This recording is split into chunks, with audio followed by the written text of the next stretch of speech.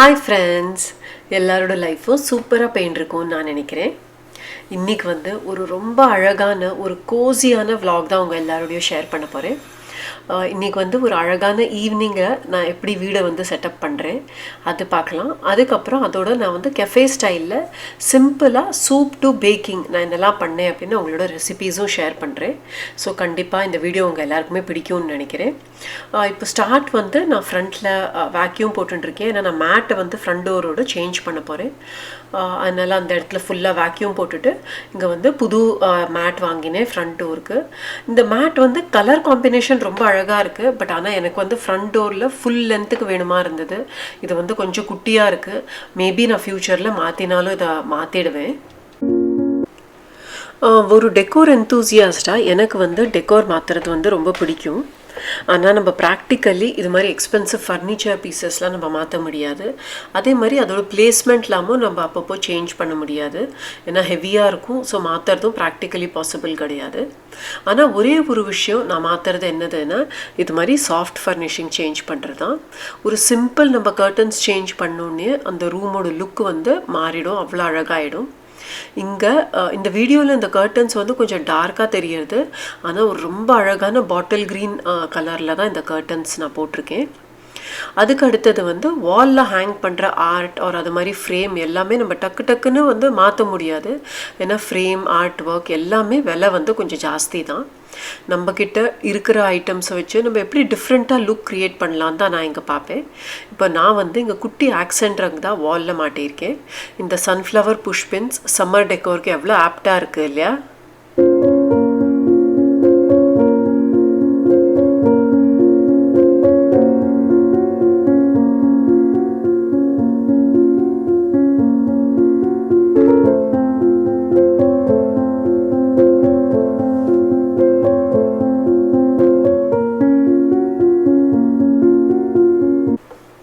இந்த பெட்ஷீட் இப்போ நான் புதுசாக வாங்கினேன். அவ்வளோ க்யூட்டாக அவ்வளோ அழகாக இருக்குது. ஒரு சிம்பிள் ஆனால் ஒரு இம்பேக்ட்ஃபுல் விஷயம் பெட்ரூமில் நம்ம என்ன மாற்ற முடியும் அப்படின்னா பெட்டிங் தான். கர்டன்ஸ் நான் இங்கே டார்க் ஒரு மாதிரி டார்க் க்ரீனில் போட்டதுனால ஒரு க்யூட்டான இந்த பேர்ட் அண்ட் ஃப்ளோரல் பெட்ஷீட் தான் நான் இங்கே விரிச்சிருக்கேன். டார்க் கலர் போட்டாலுமே அழகாக தான் இருக்கும். பட் எனக்கு இந்த லைட் பிங்க், ஆஃப் ஒயிட்டில் லைட் பிங்க் அண்ட் இது மாதிரி அந்த டீலில் பேர்ட்ஸ் அது மாதிரி இருக்கிறதும் ரொம்ப பிடிச்சது. இது நான் ராஸ்லேருந்து வாங்கினேன். ரொம்ப பியூட்டிஃபுல்லாக இருந்தது. அதுக்கு மேலே இங்கே நான் ஒயிட் கலர் குவில்ட் விரிக்க போகிறேன்.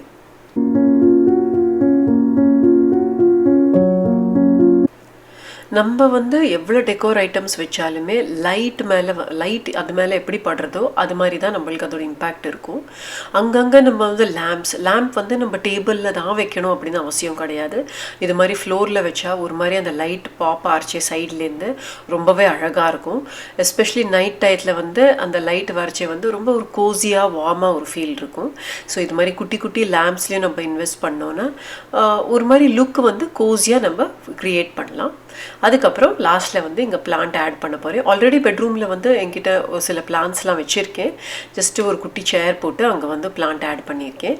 அதுக்கப்புறம் ஒரு சைடு பெட்டோட இந்த சைடில் மட்டும் குட்டியான ஒரு ரன்னர் விரிச்சிருக்கேன்.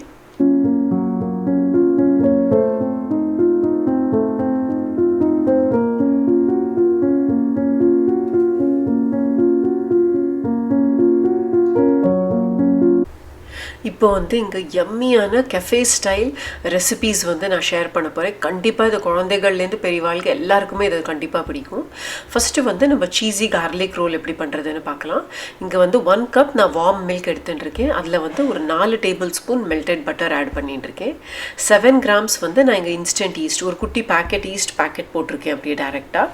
அதோட 2 எக்ஸ் ஆட் பண்ணிட்டுருக்கேன். இப்போ நீங்கள் உங்களுக்கு எக்ஸ் வேண்டான்னா இங்கே 1 கப் நீங்கள் இதை ஆட் பண்ணிக்கலாம், க்ரீக் யோகர்ட் ஆட் பண்ணிக்கலாம். அதுக்கப்புறம் 1.5 டேபிள் ஸ்பூன் சுகர் ஆட் பண்ணிட்டுருக்கேன். கொஞ்சமாக சால்ட் ஆட் பண்ணி அதை ரெக்கார்ட் பண்ணல. கொஞ்சமாக சால்ட் ஆட் பண்ணிட்டு இந்த ஃபஸ்ட்டு லிக்விட் இந்த வெட் இன்க்ரீடியன்ஸ் எல்லாத்தையுமே மிக்ஸ் பண்ணிக்கலாம். இது எலக்ட்ரிக் பீட்டர் போட்டு பீட்லாம் பண்ண வேண்டாம். ஜஸ்ட் இன்க்ரீடியன்ஸ் மிக்ஸ் ஆனால் போதும். அதுக்கப்புறம் அதோட இங்கே வந்து நான் பிரெட் ஃப்ளவர் எடுத்துட்டுருக்கேன். 4.5 கப்ஸ் பிரெட் ஃப்ளவர் எடுத்துட்டுருக்கேன். இப்போ உங்கள்கிட்ட பிரெட் ஃப்ளவர் இல்லைன்னா மேதாவில் ½ டீஸ்பூன் வந்து baking soda, ½ teaspoon baking powder போட்டு நம்ம இது மாதிரி பிசைஞ்சு வச்சு விடணும்.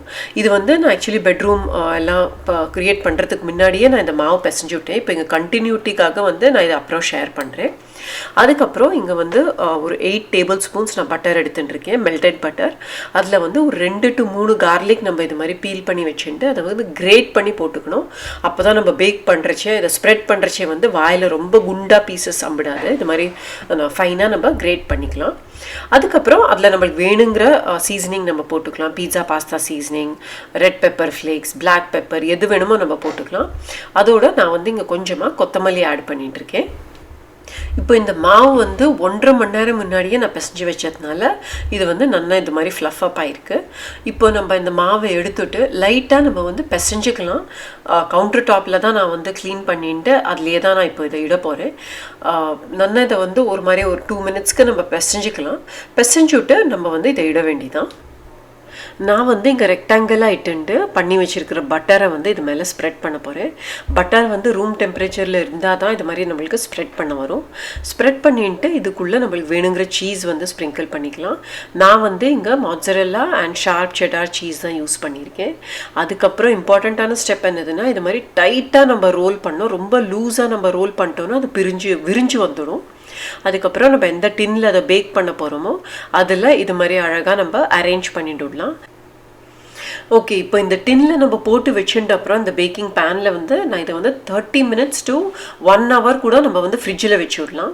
அதுக்கப்புறம் நான் இங்கே எடுத்து வந்து அதுக்கு மில்க் வாஷ் கொடுக்குறேன். ஜஸ்ட்டு மில்கை வந்து ப்ரெஷ்ஷால் அது மேலே ஜஸ்ட்டு ஸ்ப்ரெட் பண்ணி விடுறேன். ஸோ தட் அது நல்லா ஈவனாக ப்ரௌன் ஆகி ட்ரையாக ஆகாதுக்கு வெளியில் வரும். இப்போ இங்கே வந்து 22 minutes எனக்கு ஆச்சு. இந்த டைம் 22 minutesல அவ்வளோ அழகாக மேலே நல்லா ப்ரௌனாக இதாகி பேக் ஆகி வந்தாச்சு. இதுக்கு மேலே வந்து அடிஷ்னல் ஸ்டெப் வந்து நம்ம இன்னும் கொஞ்சம் கார்லிக் பட்டர் ப்ரிப்பேர் பண்ணி வச்சுட்டு மேலே ஸ்ப்ரெட் பண்ணலாம். நான் வந்து அதுக்கு மேலே ஒன்றும் ஸ்ப்ரெட் பண்ணல, பட் ரொம்ப டேஸ்டியாக இருந்தது.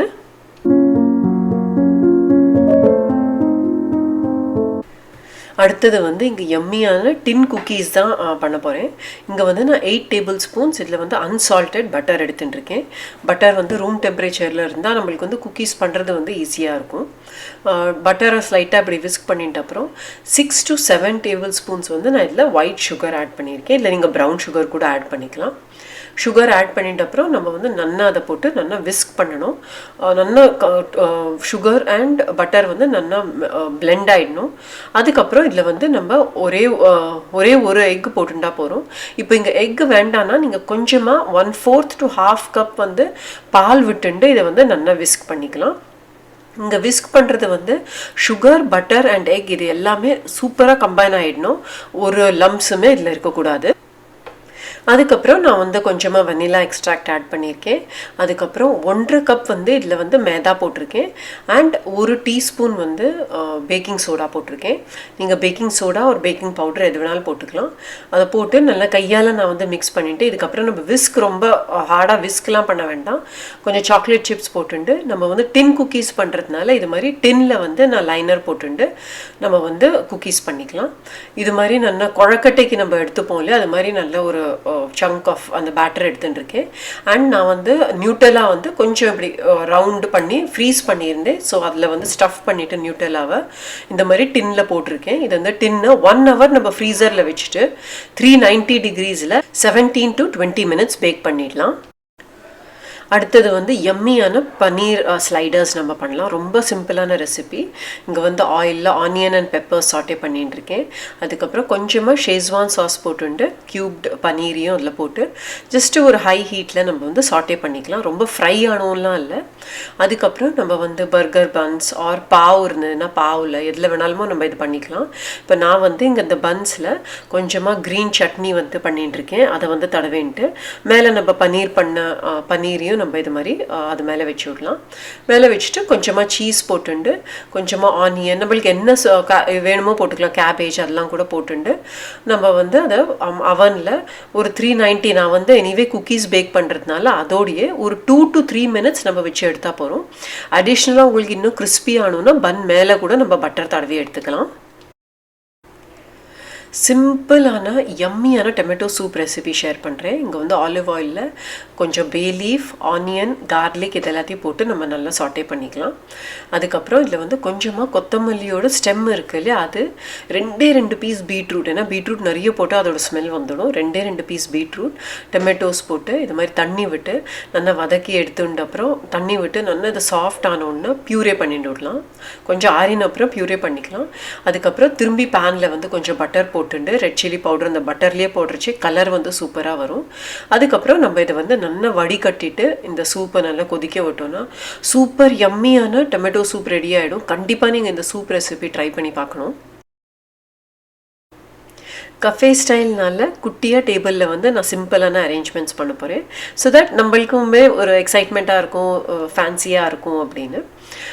அதுக்கப்புறம் நம்ம வந்து ஒரு சில ரெசிபீஸ் வந்து நான் ரெக்கார்ட் பண்ணாத டயத்தில் வந்து அவ்வளோதானா வரும். ரெக்கார்ட் பண்ணுற டயத்தில் சில டைம் வந்து கொஞ்சம் ஃப்ளாப் ஆகிடும். டேஸ்ட் வந்து மாறலை, ஆனால் என்னோடய குக்கி வந்து கொஞ்சம் எல்லாம் அந்த டின்னில் வந்து குக்காகல சரியா, அதனால் நான் வந்து ஒரு ஃப்ளாட் ட்ரேயில் மாற்றினேன். அதனால் அது ஃபுல்லாக ஃப்ளாட்டாக எடுத்து குக்கி டோ பால் மாதிரி எனக்கு வந்து வரணுமா இருந்தது, அது மாதிரி வரல. பட் டேஸ்ட் வந்து சூப்பராக இருந்தது.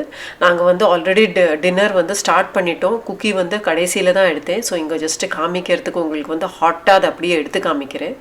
இன்னும் கொஞ்சம் செட் ஆன அப்புறம் வந்து இந்த குக்கி ரொம்ப சூப்பராக இருக்கும். இந்த எல்லா ரெசிபீஸுமே நாங்கள் எல்லாருமே என்ஜாய் பண்ணி சாப்பிட்டோம்.